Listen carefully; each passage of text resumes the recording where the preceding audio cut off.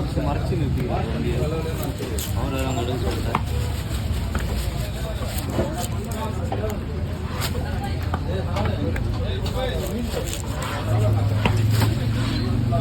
கையை தாண்டி எனக்கு கிட்ட கொடுத்துரு மீனா காசு போடு.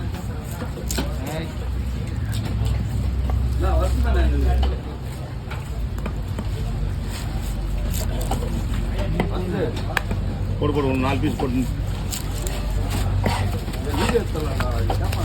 மீன் வந்து 50 அதை விட்டு ஒரு 4 பீஸ் போட்டு 4-5 பீஸ் போட்டியா அந்த ஹோல்ஸ் தாண்டி பெரிய பீஸ்லாம் போட்டு நிறுத்து. சைஸாக கம்மியாக வரும்போது நிறுத்துரு, நான் போடுவேன்.